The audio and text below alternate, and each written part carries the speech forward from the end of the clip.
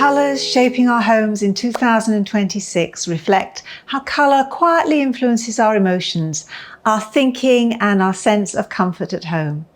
I'm Linda Levine. I'm the founder and design director of LLI Design based in London. And in this video, I want to talk you through the key colour families shaping interiors in 2026 and why they're emerging now and how they'll influence our lives and, more importantly, show you how to think about using them in your own home. When people hear the word trend, it's easy to assume this is about fashion or it's about marketing, something designed to make us buy more. But colour trends don't really work like that. There isn't a group of designers sitting in a room somewhere deciding what everyone should like next year.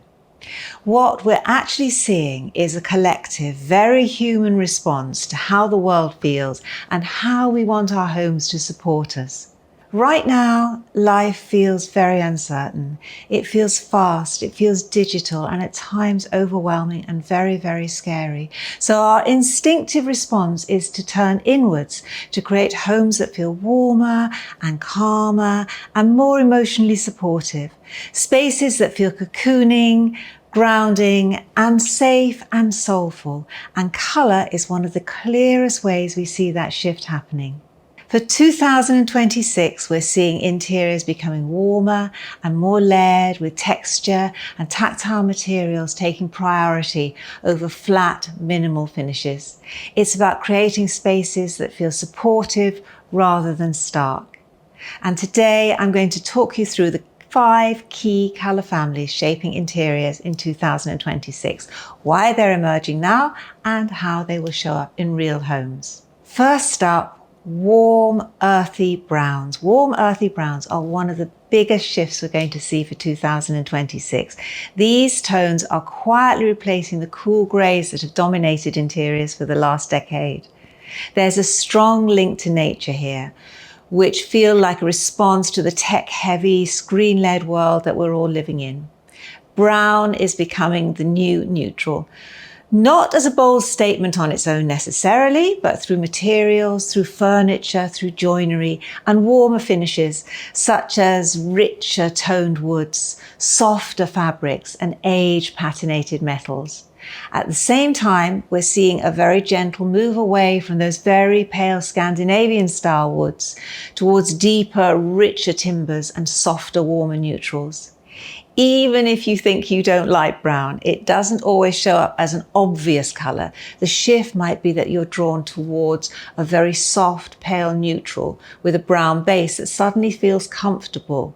Maybe the palest, milkiest taupe, rather than the palette of the cool grey tones that we previously loved.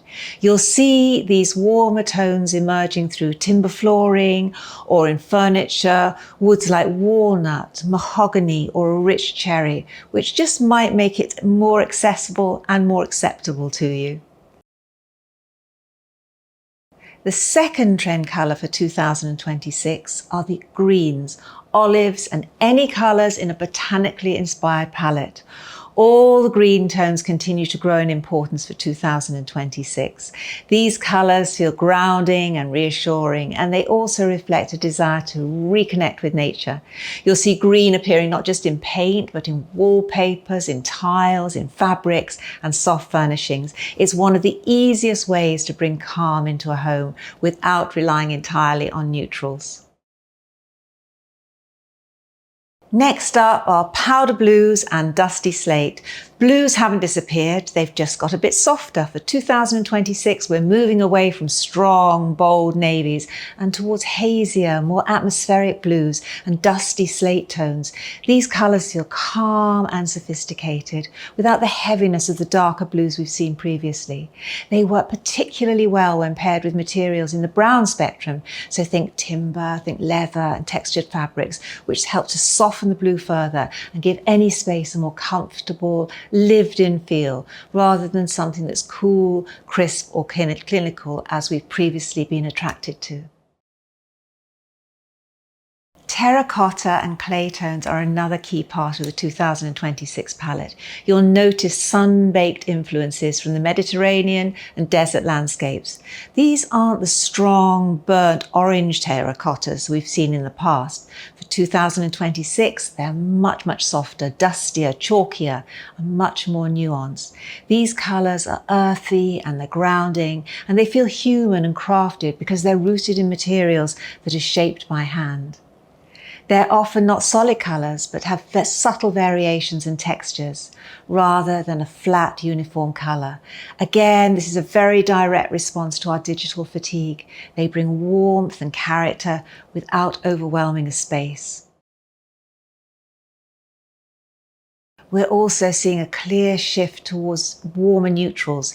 Think the palest honey, a hint of ochre, or a muted gold tone. These colours reflect light beautifully and they bring warmth into a space without ever feeling dominant or overpowering. They're becoming a natural alternative to the cool, flat neutrals we've relied on in recent years, particularly as those cooler tones are now feeling a little bit too stark or unforgiving. You'll often see these warmer neutrals coming through, not just in colour, but in finishes. So think brushed brass, aged metals, softly tinted glass, and antique mirrors, all of which reflect light more gently. So used quietly, they add softness, depth, and a sense of understated luxury to an interior. You'll notice that these colours aren't just appearing in interiors. You'll see them everywhere, in fashion, in this year's car colours, in hotels and restaurants, in accessories, even in floristry, because they reflect a broader shift in how we're responding to the world around us. And you might be watching this thinking, well, none of these colours feel right for my home at all. And that's absolutely fine. Design should never be about following fashion or trends for the sake of it. The most important thing is always trust your instinct. If you like them, that's absolutely fine. If not, stick to what you like. But I think understanding why these colours are emerging can be really helpful. It gives context, and sometimes it helps you recognise that what you're craving isn't really a new look, it's a different feeling. You might decide that your home needs a little more warmth, a little more softness, or that sense of an emotional hug. And that can be as simple as introducing one or two elements rather than changing everything. If you've enjoyed this overview, do subscribe for more design-led videos where I'll show you how to work with colour and materials in a calm and practical way. And you might be watching this and recognising that your home doesn't quite feel as settled or welcoming as you'd like.